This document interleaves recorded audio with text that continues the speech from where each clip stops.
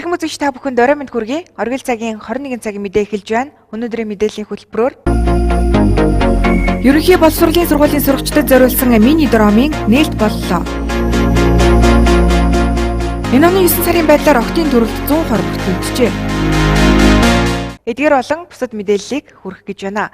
Өнөөдөр Орхон цогцлбор сургуулийн дэргэд баригдсан мини дромын нээлт боллоо.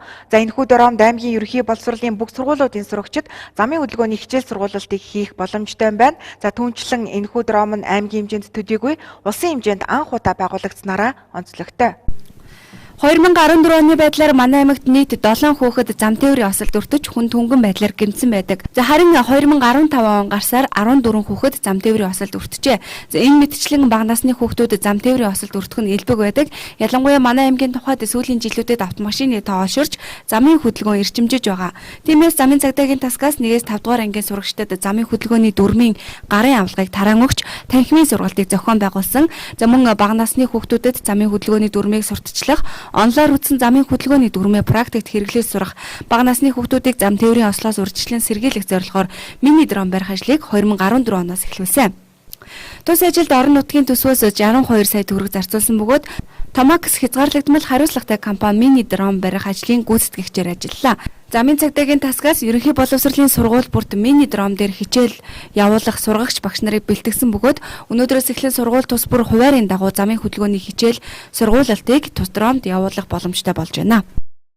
Энэ үйл ажиллагаанд бол бид нар бол зөвхөн төрийн гэхгүй хувийн хөгжлийн бүх сургуулиудыг бүгдийг хамруулж оролцуулж байгаараа онцлог. За тэгээд хүчил бол угаасаа бүтэн одоо хичээлийн жил үргэлжлэхгүй шүү дээ. Улирлаар 1-ээс 5 дугаар ангиудад ингээд орж байгаа учраас яг энэ одоо аль сургууль, аль улиралд орж байгаа тэргээр нь энэ хуваарийг бол тавьж өгч зохицуулсан байгаа. Цаашдаа бол яг дулааны улирал байгаа нөхцөл бол бид нар цэцэрлэгийн эрхлэгч нарт бол одоо дараагийн ээлжинд бол цэцэрлэгийн эрхлэгч арга зүйч нарт бас үзүүлэх хичээлийг үзүүлнэ. Тэгээд ингэснээрээ бол бас яг юунууд бол цэцэрлэгийнхэн бол бас энийг цаастааштай бас дагах бас өөрийнхөө ер нь бол энэ мини дромыг үзэж хараад сургууль өөрийнхөө орчинд бас ийм одоо орчныг бүрдүүлэх хэрэгтэй байна. Жишээл манай лаборатори 8 дугаар сургуулийн 1 давхар гэхэд бол яг ийм бас энэ замын уулзвар дээр яаж гарах вэ гэж сургуулийнхаа коридорыг бас тийг тогтжуулсан байна. Тэгэхээр энэ бол нэг талдаа бол одоо энэ дээр үйл ажиллагаа явуул, нөгөө төр энэс жишээ авч сургуулийнхаа орчныг яг ингэж бүрдүүлэх ийм одоо хэд хэдэн талын ач холбогдолтой гэж ингэж харж зохион байгуулж байгаа. Энэ бол яг анги өдөрцөн багш нарт бид нар бол яг ингээд юу төрүүчийн гарсан сургагчийн дагуу сургалтуудыг зохион байгуулаад явж байгаа. Тэгэхээр ер нь бол 1-ээс 5 дугаар анги өдөрцөн багш болгон за тэгээд иргэний боловсрол хичээлийг зааж байгаа багш нар бол энэ дээр бол бас тодорхой хэмжээний сургалтанд хамрагдаад хичээлээ заагаа явж байгаа.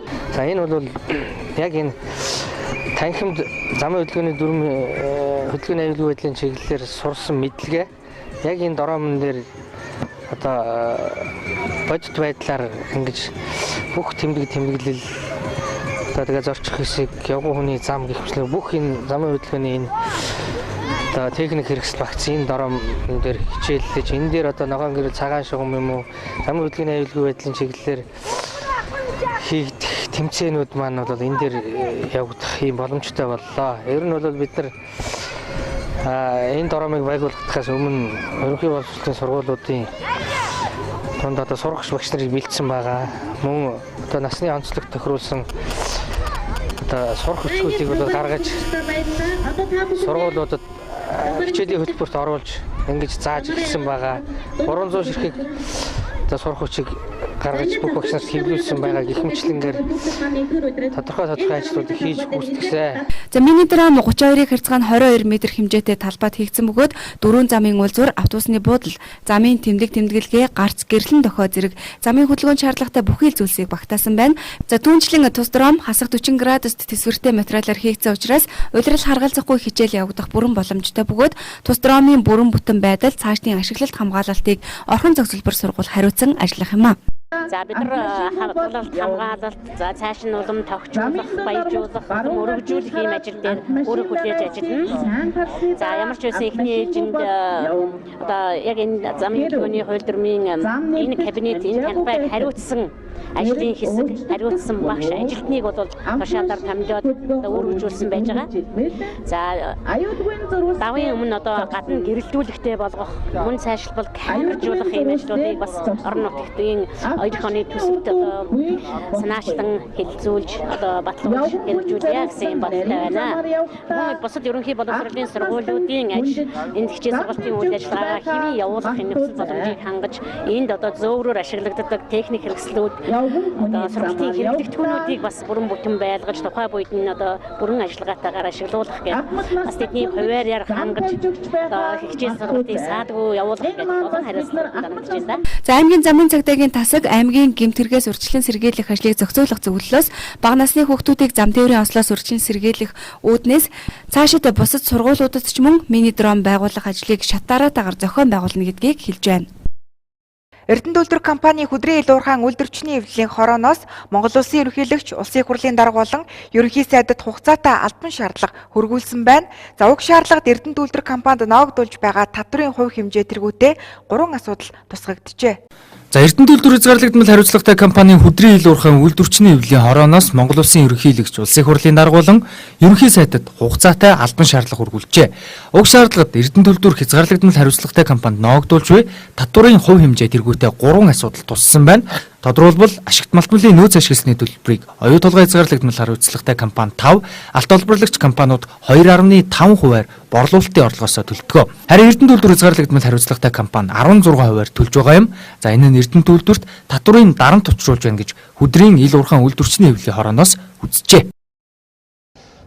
Адил тэнцвэр хэмжээний татврын тогтцоо бий болгооч гэдэг шаардлага тавьж байгаа. Энэ нь болохоор зөвхөн өнөөдөр оюу толгой авчаад компани ашиг боловсролын нөөц өсөлтний төлбөрийг 5%-аар, алт олборлагч компаниуд 2.5%-аар, Эрдэнэ үйлдвэр 16%-аар төлж байгаа хөөх. Тэгэхээр үндэсний үйлдвэрлэгч компаниудаа ялгарлан гадуурхсан. Гадаад хөрөнгө оруулагч бага хэмжээний татварлуулсан. Энэ татварлын тогтолцоо өнөөдөр бий болж байна. Энэ шудрагч байна. Тийм учраас адил тэнцвэр хэмжээний татврын тогтолцоо бий болгооч гэсэн нэгдүгээр шаардлага тавьж байгаа. За тус орооноос дээрх шаардлага төрийн 3 өндөрлөгөөс гадна улсын хурлын өргөдлийн байнгын хороонд уламжилсан байна. За ямар ч тач уг албан шаардлагын хариуг ажлын 5 өдөрт багтаан эрүүлэх ёстойг нь. За хариу ирсэн даруйд нь олон нийтэд мэдээлнэ гэж Эрдэнэ үйлдвэр хязгаарлагдмал хариуцлагатай компани хөдрийн ил уурхайн үйлдвэрчний эвлэлийн хорооны дарга хэллээ. 19 болон түүнээс доош насны жирэмслэлтийг өсвөр насны охидын жирэмслэлт хэмээн үздэг байна. За энэ оны 9 сарын байдлаар аймгийн хэмжээнд охидын төрөлд 120 гэж бүртгэгдэжээ. 2012 онд Орхон аймгийн хэмжээнд 15-аас 19 насны охидын төрөлд 110, 2013 онд 121, 2014 онд 112 бүртгэгдэж байсан бол харин энэ оны 9 сарын байдлаар 120 бүртгэгдэжээ. Энэ нь улсын дундажтай ойролцоо үзүүлэлт гэдгийг мэргэжилтэн хэлж байна. Өсвөр насндаа жирэмслснээс олж өөрийн сурч боловсрох, ирээдүйд сайн сайхан амьдрах боломжоо алдах, за жирэмсэн болсноо нүүн дарагдуулж айж эмээснээс шалтгаалan хүүхдэд дутуу төрүүлэх зэрэг эрүүл мэндийн хүндрэлүүдийг бий болгодог байна. Охидын жирэмслэлт төрөлтийг бууруулах чиглэлд эрүүл мэндийн байгууллагаас ямар ажил зохион байгуулж хэрэгжүүлдгийг тодорхойллоо. Орхон аймгийн хэмжээнд статистик мэдээлэлээр бол төрөлтийн коэффициент гардаг. Насны бүлэгдэх төрөлтийн коэффициент гэж гарч байгаа. Яг тооны хувьд, бодит тооны хувьд бол эхний 9 сарын байдлаар 120 бүртгэгдээд байгаа охидын төрөлт. Энэ нь болохоор насны бүлэгдэх төрөлтийн коэффициентийн хувьд бол 27.2 байгаа. Нодлон жил бол бүтэн жилийн хэмжээнд охидын төрөлт 152 бүртгэгдчихсэн. Энэ насны бүлэгдэх төрөлтийн коэффициентийн хувьд бол 34.4 байгаа. Тэгэхээр ерөнхийдөө бол бага зэрэг бууралттай байгаа гэсэн үг. Охидын төрөлтийн хувьд бол улсын дундчтай ер нь ойролцоо явд. Манай Орхон аймагт шинээр дэлхийн 100 олон улсын байгууллагын хөрөнгө оруулалтаар 27.5 сая төгрөгийн хөрөнгө оруулалтаар өсвөр үеийн кабинет гэж байгуулсан байгаа. Энэ бол яг өсвөр үеийн чиглэсэн хөржгийн болон бэлгийн замаар дамжих халдварын чиглэлээр мэдээлэл сургалт сурталчилгаа, тэгээд зөвлөгөө, эмчилгээ, жирэмсэн сэргийлэх арга хэрэгслийг хэрэглүүлэх тал дээр яг өсвөр үеийн чиглэсэн тийм үйл ажиллагаа явуулдаг. Тусгай бүр зориулсан тийм кабинет бий болоод ажиллаж байгаа. Энэ кабинетийн үйл ажиллагаанд жирэмслэлтээс сэргийлэх, тэгээд гэр бүл төлөвлөх, бэлгийн замаар дамжих халдвараас сэргийлэх тийм мэдээлэл сургалт сурталчилгааг явуулах үндсэн үүрэг байгаа. Тэгээд дээрэс нь сургуулийн эмч нартай хамтран сургууль дээр юм хуваарийн давуу тийм мэдээлэл сургалтын үйл ажиллагаа бол явагдаж байгаа. Дээрх кабинетэд жирэмслэлтэй сэргийлэх, гэр бүл төлөвлөх, бэлгийн замаар дамжих, халдвар төвчнөөс сэргийлэх зэрэг өсвөр үеийнхэнд зориулсан цогц үйл ажиллагааг хэрэгжүүлдэг байна. Түүнчлэн өсвөр үеийн залуус чиглэсэн урьдчилан сэргийлэх үзэлгийг жилд 2 удаа зохион байгуулдаг байна. За тухайлбал оюутны эрүүл мэндийг дэмжих сарын хүрээнд 9, 10 дугаар сард Эхтэйд сургууль, мэргэжил сургалт үйлдвэрлэлийн төвийн 600 гаруй оюутныг урьдчилан сэргийлэх үзлэгт хамруулж 500 оюутанд тэмбүүгийн хурдвчилсан сорил хийснээс одоогийн байдлаар 23 тохиолдол илэрсэн гэж байна. Мэдээ үргэлжилж байна. Монгол Улсын ерөнхийлөгчийн тамгын газраас томилогдсон баг манай аймагт ажиллалаа. Тэд ерөнхийлөгчийн санаачлагаар шинээр бүтээж байгаа монгол хэлний их тайлбар толын талаарх мэдээллийг манай аймагт үйл ажиллагаа явуулж байгаа ерөнхий боловсролын сургуулийн монгол хэл уран зохиолын багш нарт болон төрийн албан агчид өгөх зорилгоор ирсэн байна. Ерөнхийлөгчийн санаачлагаар Монгол Улсын шинжлэх ухааны академийн хэл зохиолын үрэлэнгийн эрдэмтэд монгол хэлний их тайлбар толыг бүтээж байна. Энэ нь цахим толь бөгөөд 80 гаруй мянган үгийн сантай түнчлэн уг толыг зохиох ажилд иргэд оролцох боломжтой юм байна. Монгол хэлний их тайлбар толь бүтээх ажил 12 дугаар сарын 15-ныг хүртэл үргэлжилнэ. Тиймээс ерөнхийлөгчийн тамгын газраас томилогдсон баг уг ажлыг сурталчлах, иргэдийг оролцуулах зорилгоор орон нутагт ажиллаж байгаа гэжээ. Тодорхойлбол тус тамгын газраас ажлын 6 хэсэг томилогдсон байна. За нэг баг 3-аас 4 аймагт ажиллаж байна. Тэгвэл өнөөдөр дээрх баг манай аймагт ажиллалаа. За тэд манай аймагт үйл ажиллагаа явуулж буй ерөнхий боловсролын сургуулиудын монгол хэл уран зохиолын хичээлийн багш нар болон төрийн албан агчдад шинээр хийгдэж буй монгол хэлний их тайлбар толыг танилцууллаа. Мөн уг толыг бүтээх ажилд хэрхэн оролцох боломжтой талаарх мэдээллийг өгсөн юм. Монгол Улсын шинжлэх ухааны академийн хэл зохиолын хүрээлэнгийн эрдэмтдийн зохиож бүтээж байгаа монгол хэлний их тайлбар тол гэд 80 гаруй мянган үгтэй юм тол бүтээж байгаа. Энэ бол монгол хэлээ эрхэмлэн дээдэлдэг, монгол хэл үндэсний соёл уламжлалаа хайрладаг, сурахыг эрмэлздэг энэ хүн бүхэнд зориулсан юм тол байгаа. Энэ тол бол одоо 12 сарын 17-нд эцсийн байдлаар хүлээж авна. Тэгээ энэ толд одоо орон нутгийн иргэд за бүгдээрээ оролцохыг ингэж бид нар уриалж байгаа, танилцуулж байгаа. Ингээд орон нутгийнхаа ирээд үзэхэд бол бас толтой танилцсан хүмүүс бол харьцангуй цөөхөн байна. Тэгээ яг монгол хэлний багш нараар дамжуулаад, сурагчтай танилцуулаад, эцэгчүүд нь танилцуулаар гэдэг ингээд танилцуулга хийж байгаа. Энэ үл одоо нэг эднэртэй адилхан юм зузаан ном биш шүү дээ. Захим тайлбар тал байгаа байхгүй. Тийм учраас хүн болгон одоо монгол хүн болгон компьютергүй хүн бол байхгүй болчиход байна шүү дээ. Компьютерийн одоо нэгдүгээр нүүрэнгийн одоо монгол хэлний их тайлбар тал байж байдаг. Ямар нэгэн юм ярьж бичих асуудал дээр бас өндөрлөлтөд үг гаргуулж тэр лугаа ороод одоо таныг тухайн тэр үгийг, тухайн тэр өгүүлбэрийг яаж бичих талаар хамгийн одоо зөв тайлбарыг манай Монголын бүхэл хэлний чиглэлийн эрдэмтэд нийлээ боловсруулсан энэ их сайхан тайлбар тал гарын агуулга болж байна да.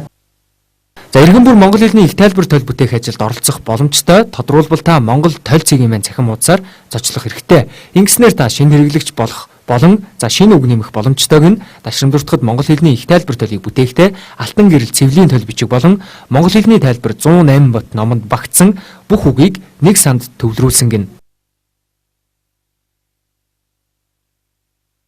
Хүн амын дунд зонхлон тохиолдох халдварт бус өвчнөөс урьдчилан сэргийлэх, эрч чатанд нь оншуулж эмчлэх, эрт дэлгэрүүлгийн үзлэгийг орон даяар 2012 оноос эхлэн зохион байгуулж эхлүүлсэн байдаг. За нийт 5 төрлийн өвчний үзлэг оншилгоог өрхийн эрүүл мэндийн төвүүдээр дамжуулан үн төлбөргүй авч байгаа ч энэхүү үзлэгт хамрагдах ёстой иргэдийн оролцоо маш муу байдаг талаар мэдээлсэн байна. Монгол улсын хэмжээнд цусны даралт ихсэх өвчин, чихрийн шижин, элгэний хавдар, умайн хүзүүний өмнө, хөхний өмнө зэрэг өвчлөл нийт өвчний дийлэнх хувийг эсэж байгаа учраас дээрх өвчнүүдийг эрт үед нь оншуулж эмчлэх зорилгоор эрт дэлгэрүүлгийн үзэлгийг улсын хэмжээнд 4 дахь жилдээ зохион байгуулж байна. За эрт дэлгэрүүлгийн үзлэг иргэдээс ямар нэгэн үн төлбөргүйгээр хийгдэх бөгөөд иргэдэд цаг зав учруулж чирэгдэл үүсгэхгүй байх үднээс өрхөн эрүүл мэндийн төвүүдэд дээрх үзэлгүүдийг хийж байгаа. За түүнчлэн шаардлагатай хэрэглэгдэхүүнээр өрхөн эрүүл мэндийн төвүүдийг бүрэн хангагдсан байдаг. За монголчуудын тухайд биеийн өвцөн л бол эмнэлгийн байгууллагад хандах ёстой мэт хайхрамжгүй явсаар өвчнөө хүндрүүлэх тохиолдол элбэг байдаг. За эрт дэлгэрүүлгийн үзлэгтч мөн иргэд энэ байдлаар ханддагыг мэрэгжилтнүүд хэлж байгаа юм. За үүнийг манай аймгийн хэмжээнд эрт дэлгэрүүлгийн үзлэгийн дүн Эрүүл мэндийн спортын сайд аймгийн засаг даргатай байгуулсан гэрээний шалгуур үзүүлэлтийн хүрэх төвшнөөс доогуур үзүүлэлттэй байгаа дүнгээс харж болох юм аа. За эрт дэлгэрүүлэг үзлэгт болохоор жил бол аймгийн хэмжээнд артын гэртийн чихрийн шижин өвчний эрт дэлгэрүүлэгт нэг 20,700 68 хүн хамрагдах ёстой байгаа. Тэгэхээр энэ маань 40-с 64 насны одоо хүмүүс хамрагдах ёстой. Яг идэвхтэй ажил хийж байгаа юм хүмүүс хамрагдах ёстой. За энд одоо бол манай аймгийн хэмжээнд бол 36% байна. Бид нар бол 40-с дээш хувийг бол үүсгэх ёстой.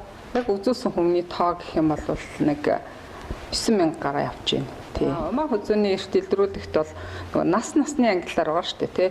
30, 33, 36 гэх 3 насны анги. Яагаад ингээ 3 насны ангиллаар үзээд байгаа юм ба гэхээр зэрэг бүгдийн зэрэг үүсэх боломжгүй учраас 3 жил нэг удаа эмэгтэй хүн энэ хавдрын эсийн шинжилгээ өгөхөд ер нь хавдрын одоо с ิจ гтэй тохиолдолд илрүүлэх магадлал өндөртэй. Тийм учраас 3 насны ангилтай нийтдээ энэ жил бол 4703 эмэгтэйг бид нар үүсгэх ёстой. За одоогоор бол 1600 гаруй эмэгтэйг үзчихэд байна. Эсийн шинжилгээ авчаад байна. Тэгэхээр үлдсэн эмэгтэйчүүдийг бол он тусад үзэх боломжтой. Өрхийн эмнэлгээр үн төлбөргүй үзэж байгаа. За иргэд маань харин энэ шинжилгээндээ бол одоо идэвхтэй ирж хамрагдах юм бол умаа хүзүүний хорт хавдрыг эрт үеийн эмчлийн илрүүлэх боломжтой, бүрэн боломжтой. За хөхний хавдрын эрт илрүүлэх үзлэг явагдаж байгаа. За энэ үзлэгт бол нийтдээ 20-с 60 насны одоо эмэгтэйчүүд буюу нийтдээ 15000 гаруй эмэгтэйчүүд хамрагдах ёстой. За нийтдээ үзлэгийн нэг 15%-ийг бол бид нар үзээд байна. Дараагийн нэг илрүүлэг үзлэг бол илэгний хавдрын эрт илрүүлэг үзлэг явагдаж байгаа.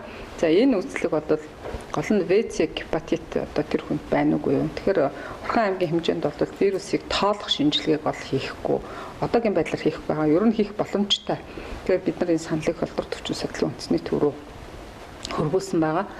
За ВЦ гепатиттай хүмүүс маань одоо хэрвээ байна гэх юм бол тэрийг тавтан үзүүлээд тах шаардлага байхгүй. Ер нь бол тоолол тооныхоо одоо хувьд идэвхжил байна уугүй юу гэдгийг тодорхойлдог. Гэхдээ вирусын идэвхжилтэй байх юм бол С гепатитын эмчилгээнд хамрагдаж болно. За аймгийн хэмжээнд хагас жилийн байдлаар чихрийн шижийн өвчний эрт илрүүлэг 21.4%, артерийн гипертенз 30.1%, умаа хүзүүний өмнө 12.3%, хүүхний өмнө 12.3%-тай явагдаж байгаа гэсэн мэдээлэл байна. Гэхдээ сүүлийн 2 сард буюу 9-10 дугаар сард эрт илрүүлэгт хамрагдсан иргэдийн тоо харьцангуй нэмэгдэж, дээрх үзүүлэлтүүд 5-аас 20%-аар нэмэгдэжээ. Учир нь Өрхийн эрүүл мэндийн төвийн эмч сэвлэгчид үзлэгт хамрагдах иргэдэд урилга өгч ажиллаж байгаа юм.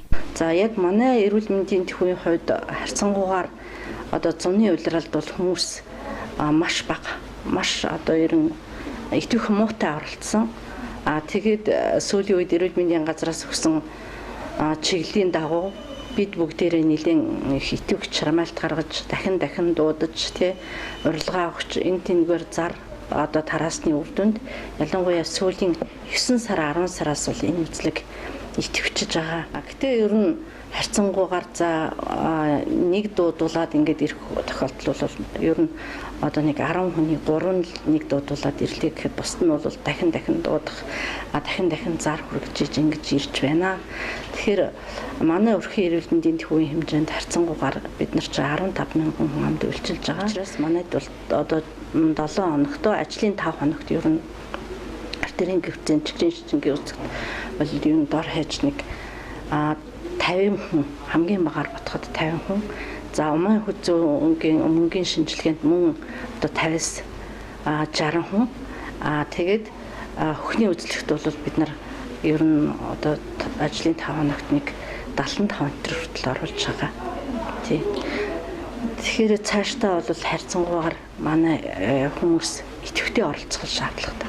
За одоо болохоор бид нар яг орцсноо аваад үзэхэд бол энэ урьдчилан сэргийлт хүслэгт нийт хүн амын маань 25-аас 30% нь бол орох ёстой. Одоо төлөвлөгдсөн энэ онд нөгөө зорилтт нас гэдгээрээ яг хүн амаасаа төлөвлөчихсөн байгаа. Энэ төлөвлөснөөс одоо бол яг эхний 10 сар бол дуусаагүй байна. Эхний 9 сарын байдлаар нийтийн 25-аас 30% нь орж байгаа. За ер нь бол умаа хүзүүний эрт илрүүлэг үзлэгт бол манай ачлалт нар Өрхийн эрүүл мэндийн төвөөс 501 одоо эмэгтэй хамрагдах ёстой. Гэтэл одоо өнөөдрийн байдлаар бол 48-9 орчим хувь нь хамрагдаад явж байна. Харамсалтай манай эмэгтэйчүүд өөрсдөө сайн дураараа ирж одоо 30-аас 60 насны эмэгтэйчүүд энэ умаа хүзүүний эсийн шинжилгээнд хавдар илрүүлэх шинжилгээнд хамрагдах ёстой гэдгийг бас харьцангуй одоо ойлгох нь бага байна. Тийм учраас өрхийн эрүүл мэндийн төвөрхөн бид нар бол одоо бас ажлын хажуугаар бол маш их хэмжээгээр эмэгтэйчүүдэд дуудаад ингээ оруулж байгаа. Ер нь одоо 10 сар сүүлийн үед бол манайх бол эрчимтэй явагдаж байна. 10 сар гарснаас хойш бол одоо бараг 80 гаруй эмэгтэйчүүд умаа хөзөөний эрт үзлэгт орж байна. Манай өрхийн эрүүл мэндийн төв бол 2 багтай 9000 гаруй хүнд бол үйлчлдэг 3 эмч 3 сувилагчтай харьцангуй ачаал ихтэй өрхийн эмнэлэг. Ер нь 1500 одоо 48 хүн одоо зүрх судасны өвчин буюу одоо нэг артерийн дардлын хэсэг өвчин, чихрийн шижийн өвчин орох үзлэгт орох ёстоос одоогийн байдлаар бол нэг 50 гаруй хувь нь бол орчод байгаа.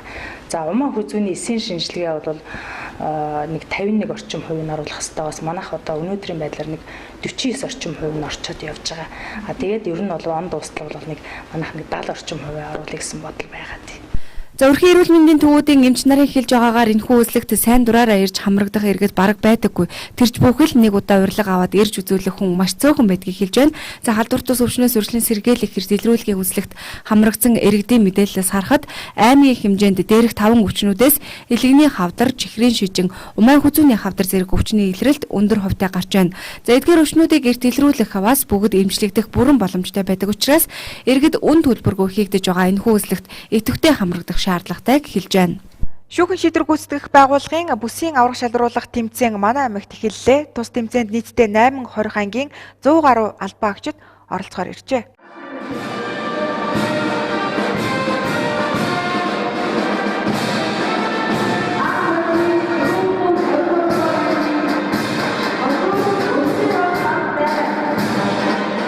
Шүүхэн шийдвэр гүйцэтгэх ерөнхий газрын даргын нэрэмжит спортын 4 төрлийн аврах шалруулах баруун бүсийн тэмцээнд булган, хөвсгөл, авдрант, хар хорин зэрэг 8-20 ангийн 100 гаруй албан агчид хүрэлцэн ирсэн байна. Түүнчлэн энэ жил говь алтай, ховд зэрэг холын аймгийн баг тамирчид ирж оролцож байгаагаараа онцлогтой байгааг хэллээ. Энэхүү тэмцээн нь албан агчдын бие бэлтрийг хөгжүүлж, ур чадварыг дээшлүүлэх, спортоор хичээллэх зэрэг ач холбогдолтойн дээр дан ганц спорт гэлтгүй албаны чиглэлээр бусад аймаг орнуудын сайн туршлагыг судалж, үйл ажиллагаанд нэвтрүүлэх боломж бий болдог чухал ач холбогдолтой гэдгийг хэлж байна. Тухайлбал шүүхэн шийдвэр гүйцэтгэх албан шүүхээс иргэний журмаар гарсан шүүхэн шийдвэрийг гүйцэтгэх, эрүүгийн таслан шийдвэрлэх тогтоолыг гүйцэтгэх гэсэн 2 үндсэн чиглэлийг хэрэгжүүлэн ажилладаг юм а. Энэ жилийн тэмцээний онцлог бол хөдөө орон нутаг алслагдсан одоо ховд, говь алтай гэсэн аймагудаас бас хүрэлцэн ирж энэ тэмцээнд оролцож байгаа хүмүүс ач холбогдолтой сайхан тэмцээн болж байна. Ахын аймгийн баг тамирчдын хувьд бол өнгөрсөн жил Сагсан бөмбөгийн төрлөөр 1-р байранд орж аврах шалруулах ерөнхий газрын тэмцээнд урилгаар оролцсон юм амжилттай байж байгаа. Багчдад бол одоо энэ бүстэй хоорондоо бие биентэйгээ харилцсан, хамтран танилцах, өөрсдийнхөө ажил байдал, туршлага юмас олцох. Энэ дээр бас зөвхөн энэ спорт уралдаан тэмцээн зохиогоо зогсохгүй бас албаны чиглэлээр, албаны үйл ажиллагааны чиглэлээр жишээлх юм бол харуул хамгаалалт, шийдвэр гүйцэтгэлийн чиглэлээр бас манай аймгийн үйл ажиллагаатай үзэж танилцах, харилцсан туршлага солилцох бас нэг ийм үйл ажиллагаа явагддагаараа чухал ач холбогдолтой. Энэ гэдэг жил болгон зохион байгуулагддаг тэмцээн. Тэгээ энэ жилийн тэмцээн бас өргөн үрээтэй явагдаж байна. Тэр нь багуудаа тэгээд амжилт хүсье яа л гэж. Анх одоо орхон шийдвэрээс 2430 туур анги гэж байгаа. Анх одоо нодлонгийн тэмцээнд төрүүлж байсан. Одоо энэ жил тэгээд дахиад одоо энэ жил амжилттай орсон гэж байна да. Энэ бэлдсэн. Энэ одоо нэг одоо 20 хоногт. Бүсээс шалгарсан тамирчид нийслэл хотноо системийн авраг дүрсэлдэх боломж нээгдэх юм байна. Нэмж мэдээлэхэд Орхон аймгийн шүүхэн шийдвэр гүйцэтгэх алба бүсийн тэмцээнээс 2 удаагийн хүрэл медалийн эзэн болж байсан бөгөөд өнгөрсөн жилийн баруун бүсийн тэмцээнд Булган аймгийн хорих 439-р ангийн баг, гар бөмбөгийн төрөлд тэргүүн байр, Сагсан бөмбөгийн төрөлд Орхон аймгийн шүүхийн шийдвэр гүйцэтгэх алба тэргүүлж байжээ. Энэ жил мөн гаргасан амжилтаа баттгаж оролцоно гэдгийг хэллээ. Бүсийн аврах шалруулах тэмцээн уламжлал болон зохион байгуулагдаад 10 жил болж байна. Орхон аймгийн тухайд энэхүү тэмцээнийг 2 дахь жилдээ зохион байгуулж байгаа. Бүсийн тэмцээн 2 өдөр үргэлжилнэ.